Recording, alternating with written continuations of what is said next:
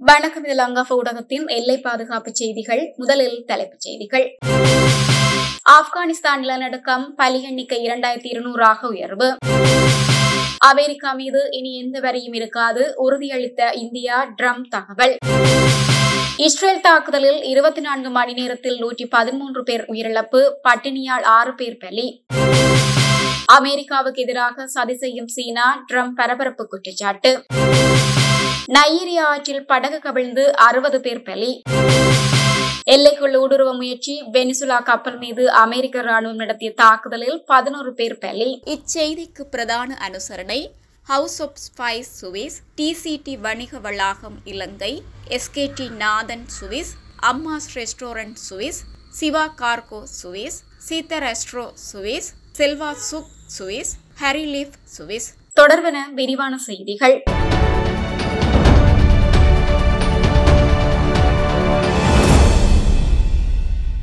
ஆப்கானிஸ்தானில் கிழக்கு பகுதியில் கடந்த 31ஆம் தேதி நள்ளிரவு 6.0 ரிக்டர் அளவில் சக்தி வாய்ந்த நிலநடுக்கம் ஏற்பட்டது. இந்த நிலநடுக்கத்தால் குனார், நாங்கர்கர் ஆகிய மாகாணங்களில் சுமார் 6782 வீடுகள் முழுவதுமாக இடிந்து விழுந்தன. இடிபாடுகளுக்குள் சிக்கிய மக்களை மீட்கும் பணிகள் தொடர்ந்து நடந்து வருகின்றன. இந்த நிலையில் நிலநடுக்கத்தில் சிக்கி பலியானோர் எண்ணிக்கை 2205 உயர்ந்துள்ளது. மேலும் 3394 பேர் படுகாயமடைந்துள்ளனர். சமமற்ற நிலப்பரப்புகளினால் நிலநடுக்கம் பாதித்த பல கிராமங்களை மீட்பு படை சென்றடைவது கடினமாக உள்ளது எனவும் அதிகாரிகள் தெரிவித்துள்ளனர். சீனா மற்றும் பிரேசில் போல இந்தியாவும் அமெரிக்காவை வரிகளால் கொள்கிறது என ட்ரம்ப் குற்றம் சாட்டியுள்ளார். ஸ்காட் ஜென்னிங்ஸ் ரேடியோ நிகழ்ச்சியில் பேசிய அமெரிக்க அதிபர் ட்ரம்ப், சீனா வரிகளால் எங்களை கொள்கிறது, இந்தியா வரிகளால் எங்களை கொள்கிறது, பிரேசில் வரிகளால் எங்களை கொள்கிறது. அவர்களை விட வரிகளை பற்றி எனக்கு நன்றாக தெரியும். உலகில் எந்த மனிதனை விடவும் வரிகளை பற்றி எனக்கு நன்றாக தெரியும். இந்தியாதான் உலகில் அதிக வரி விதிக்கும் நாடு.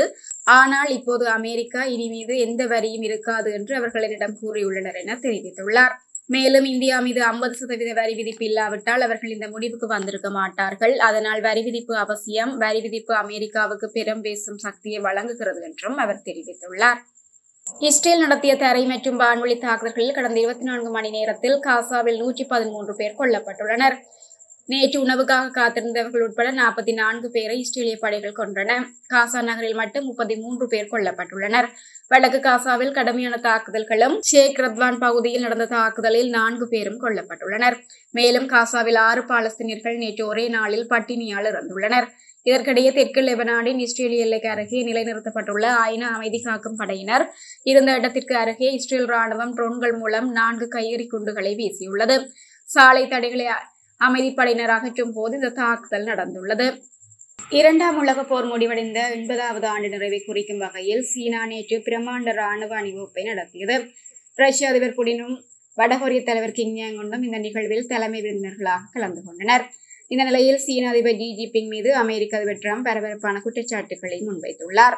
புடின் மற்றும் கிம் ஜாங் உன்னுடன் சேர்ந்து ஜின்பிங் அமெரிக்காவுக்கு எதிராக சதி செய்கிறார் என ட்ரம்ப் குற்றம் சாட்டியுள்ளார். தனது ட்ரூத் சோசியல் தளத்தில் இது தொடர்பாக ட்ரம்ப், நீங்கள் அமெரிக்காவுக்கு எதிராக சதி செய்யும் போது தயவு செய்து விளாடிமிர் புடின் மற்றும் கிம் ஜாங் உன்னுக்கு எனது மனமார்ந்த வாழ்த்துக்களை தெரிவிக்கவும் என்று கிண்டலாக பதிவிட்டுள்ளார். மேலும் 2ஆம் உலக போரின் போது சீனாவின் சுதந்திரத்திற்காக அமெரிக்க வீரர்கள் தங்கள் ரத்தத்தை சிந்தியதாகவும் ஜின்பிங் அரசாங்கம் அந்த தியாகங்களை மதிக்கிறதா என்றும் ட்ரம்ப் வினவியுள்ளார். சீனாவின் வெற்றிக்காக பல அமெரிக்கர்கள் தங்கள் உயிரை கொடுத்துள்ளதாகவும் சீனா அவர்களின் தைரியத்தையும் தியாகங்களையும் நினைவில் கொள்ளும் என்று நம்புவதாகவும் ட்ரம்ப் கூறியுள்ளார்.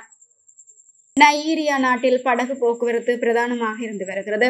இருந்த போதிலும் மழைக்காலங்களில் அடிக்கடி படகு விபத்துகளும் அதிகமாக நடைபெறுவது வாடிக்கையாகிவிட்டது. நேற்று வடமத்திய நையர் மாநிலம் மலாலி மாவட்டம் துங்கன் கலேவில் இருந்து துக்கானாவுக்கு 100க்கும் மேற்பட்டவர்கள் ஒரு படகில் ஆற்றில் சென்று கொண்டிருந்தனர். அப்போது திடீரென அந்த படகு ஆற்றில் கவிழ்ந்தது. இதனால் படகில் பயணம் செய்தவர்கள் ஆற்றில் விழுந்து தத்தளித்தனர். பலர் ஆற்றில் மூழ்கினார்கள். இது பற்றி அறிந்தது மீட்பு படையினர் விரைந்து சென்று ஆற்றில் தத்தளித்துக் கொண்டிருந்த 15க்கும் மேற்பட்டவர்களை மீட்டு சிகிச்சைக்காக வைத்தியசாலையில் அனுமதித்தனர். இந்த விபத்தில் 60 பேர் ஆற்றில் மூழ்கி உயிரிழந்துள்ளனர். இன்னும் சிலரை காணவில்லை. அவர்களை தேடும் பணி நடந்து வருகிறது. இதுவரை பலியான 31 பேர் உடல்கள் மீட்கப்பட்டுள்ளன. விபத்துக்குள்ளான காரணம் என்னவென்று தெரியவில்லை. அதிக பாரம் தாங்காமலும் ஆற்றில் இருந்த மரத்தின் அடிப்பகுதியில் படகு மோதியதாலும் இந்த விபத்து நடந்திருக்கலாம் என தகவல்கள் வெளியாகியுள்ளது. தென் அமெரிக்க நாடுகளான மெக்சிகோ, வெனிசுலா, சிலி, பிரேசில் உள்ளிட்ட நாடுகளில் இருந்து அமெரிக்காவுக்கு போதைப் பொருட்கள் அதிக அளவில் கடத்தப்படுகிறது. அமெரிக்க ஜனாதிபதியாக ட்ரம்ப் பதவியேற்றதை தொடர்ந்து தென் அமெரிக்காவில் இருந்து அமெரிக்காவுக்கு போதைப் பொருள் கடத்தப்படுவதை ஒழிப்பதாக கூறினார். குறிப்பாக வெனிசுலா நாட்டில் 3வது முறையாக அதிபராக உள்ள நிக்கோலஸ் மதுரோ உலகின் மிகப்பெரிய போதைப் பொருள் கடத்தல் கும்பலில் தலைவராக செயற்படுவதாக விமர்சித்தார். போதைப்பொருள் கடத்தல் கும்பலுடன் இணைந்து அமெரிக்காவுக்கு தொடர்ந்து போதைப்பொருள் கடத்துவதாக குற்றம் சாட்டினார். வெனிசுலா அதிபரின் இரட்டை வேடத்தை கலைப்பேன் எனவும் தெரிவித்தார். மேலும் நிக்கோலஸ் மதுரோவுக்கு பிடிவாரண்டு பிறப்பித்து ரூபாய் 415 கோடி வெகுமதியும் அறிவித்தார். மதுரோவுடன் தொடர்புடைய டெரண்டி அரகுவா என்ற அமைப்பை பயங்கரவாத அமைப்பாக அறிவித்தார். போதைப் பொருள் கடத்தலை தடுக்க அட்லாண்டிக் பெருங்கடலில் உள்ள அமெரிக்காவின் ஆளுகைக்கு உட்பட்ட தீவு நாடுகளான கரிபியன் தீவுகளில் அமெரிக்க ராணுவத்தினர் போர்க்கப்பல்கள் தீவிர ரோந்து பணி மேற்கொள்ளவும் உத்தரவிடப்பட்டது. இந்த நிலையில் ரோந்து பணியின் போது டெரண்டி அரகுவா அமைப்புக்கு சொந்தமான வெனிசுலா கப்பல் ஒன்று அமெரிக்க எல்லைக்குள் ஊடுருவ முயற்சிப்பதாக அமெரிக்க போர் விமான ரேடாரில் தெரிந்தது. அமெரிக்க ராணுவ தலைமையகமான பென்டகனுக்கு இது குறித்து தகவல் தெரிவிக்கப்பட்டது. உடனடியாக அதனை சுட்டு வீழ்த்த உத்தரவு பிறப்பிக்கப்பட்டது. அட்லாண்டிக் தீவு கடலில் தயாராக நின்ற அந்த போர்க்கப்பல் வெனிசுலா கப்பல் மீது ஏவுகணை வீசி தாக்குதல் நடத்தியது. இதில் அந்த கப்பல் நடுக்கடலில் வெடித்து சிதறி மூழ்கியது.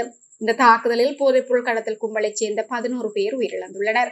இந்த நிலையில் வெள்ளை மாளிகையில் நடந்த செய்தியாளர்கள் சந்திப்பில் அமெரிக்க ஜனாதிபதி ட்ரம்ப் இதனை உறுதி செய்துள்ளார். ஆனால் இந்த தாக்குதல் சம்பவத்தை வெனிசுலா தகவல் தொடர்புத்துறை மந்திரி முற்றிலுமாக மறுத்துள்ளார்.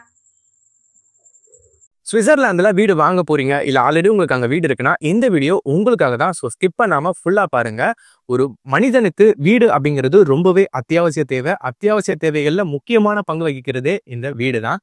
ஸோ அப்படி வீடு வாங்குறது, விற்கிறது, இது சம்பந்தமா உங்களுக்கு இருக்கிற நிறைய ப்ராப்ளத்துக்கு சொல்யூஷன் தர ஒரே இடம் தான் உங்கள் செல்வாசக். Your future our vision. இப்போ சுவிட்சர்லாந்துல வீட்டோட வட்டி விகிதத்துல நல்ல மாற்றம் வந்திருக்கு, நிறைய குறைஞ்சிருக்கு. ஸோ நீங்க ஏதாவது அக்ரிமெண்ட் போட்டு வச்சிருக்கீங்கன்னா இப்பவே அதை ரெனிவல் பண்ணி மாற்றி வச்சுக்கிட்டீங்கன்னா உங்களுக்கு நிறைய ப்ராஃபிட்ஸ் இருக்கும். ஸோ இது சம்பந்தமா உங்களுக்கு ஏதாவது அப்டேட்ஸ் வேணும், இந்த மாற்றத்துல உங்களுக்கு ஏதாவது டவுட் இருக்கு அப்படின்னா மறக்காம ஸ்கிரீன்ல தெரிய நம்பருக்கு கால் பண்ணுங்க. சுவிட்சர்லாந்துல நீங்க வீடு வாங்கணும், இல்ல வீடு விற்கணும், அந்த மாதிரி ஏதாவது உங்களுக்கு தேவைகள் இருந்தா மறக்காம எங்களை கான்டாக்ட் பண்ணுங்க. உங்களோட எல்லா தேவைகளையும் உங்க ஃபேமிலியில ஒரு மெம்பரா இருந்து நாங்க பார்த்து பண்ணி கொடுப்போம். இது உங்கள் செல்வாசக். இச்செய்திகளுக்கு பிரதான அனுசரணை செல்வாசோக் இமோபிலியன், சுவிஸ் நாட்டில் முன்னணி நிறுவனம். தொடர்புகளுக்கு 07951146428. வீடு வாங்க, வீடு கட்ட, வீடு திருத்த மற்றும் வீட்டுக்கடன். Your future our vision.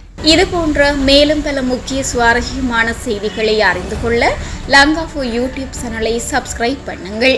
எமது செய்திகள் உடனடியாக கிடைக்க பெல் பட்டனை அழுத்துங்கள். அத்தோடு எமது செய்திகளை மற்றவர்களும் பார்வையிட ஷேர் செய்யுங்கள். நன்றி.